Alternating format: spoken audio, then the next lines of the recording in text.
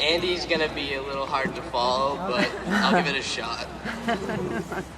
Good morning, administrators, teachers, parents, fellow classmates, family, and friends. It is an honor to be standing here today. 2 years ago, I was sitting in the bleachers for my brother's graduation. As the speeches went on and I continued to sweat profusely from the 100-degree weather, I turned to my mom and said, I think I would die if I ever had to make a speech like that. Public speaking isn't really my thing. Then, senior year rolls around, and what do you know? I have to make a speech. My first thought was, well, I guess I'm gonna have to skip graduation. But when I realized that this wasn't an option, I had to consider what I thought constitutes a great speech. When FDR was asked about the qualities of a good speech, he advised, be sincere, be brief, be seated. I'm going to try to adopt that philosophy for my speech. I feel that a great speech is one that gets the message across clearly, but at the same time is short and somewhat funny. Well, I can guarantee you that this speech, if nothing else, will at least be short, so please bear with me. These past 4 years have been amazing, and I'm sure none of us will ever forget them. Whether it was Friday night football games, Mr. WHS, the variety show, prom, or even 50 Cent Friday, all of us had a ton of great memories at this school. I'm sure you all remember your first few days of school during your freshman year when you traveled in packs with all your friends just hoping not to get lost.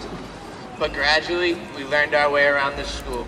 Eventually, we could even make it all the way from the bottom corner in maroon to the top floor of gold on time. Or at least, we became smart enough to come up with an excuse for why we were late. Many of us, we made a bunch of great new friends, had great new experiences, and above all, we had the opportunity to get a great education. One important thing that I learned throughout my years in school is that no one makes it all on their own. We all need a little help here and there to reach our full potential.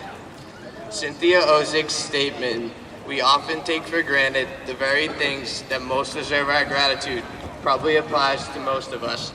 Without the help of others such as coaches, teachers, friends, and family, many of us, myself included, would not be where we are today. That is why I think it is important for everyone to give a little back to our community, whether it is coaching younger athletes, tutoring, or even just helping friends with their homework. Every little bit counts. I'm sure if you all take a moment to think back, you can recall someone, maybe a coach or a teacher, who helped you develop a passion and appreciation for what you were doing. Without people in the community willing to mentor others, kids would not have nearly as many opportunities as we have had growing up. Therefore, I ask you all to give back when you are given the opportunity. We have students among us who have already made the decision to give back, not only to our community, but also to our country. Those students who have decided to join the armed forces are leading by example. They are the epitome of what it means to sacrifice for what you believe in.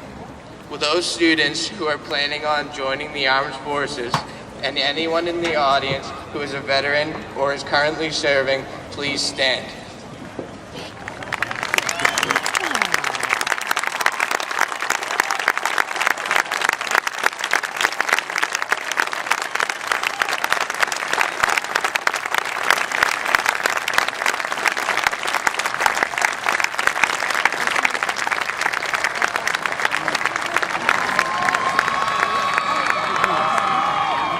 Thank you all so much for your service. After 12 long years, we are finally graduating.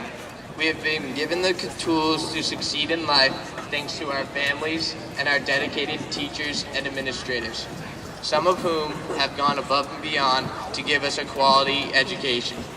I would like to take a moment to honor Superintendent Livingstone, who dedicated her career to the education of the children of Weymouth. We, the students in Weymouth, are a big part of her legacy. and I know we can all make her proud. Many of us probably felt this day was never going to come. Some of us are going on to college, others working or entering the military. We are following a path, but not one without many options. Each of us has the potential to fulfill our dreams, and our goals may change many times along the way.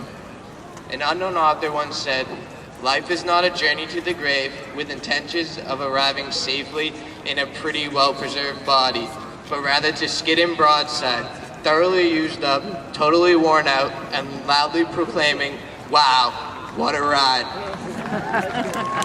My hope for all of us is that we enjoy the ride. I want to finish by saying, we made it. Let's not forget the people who helped us get here. Congratulations, class of 2011. Thank you.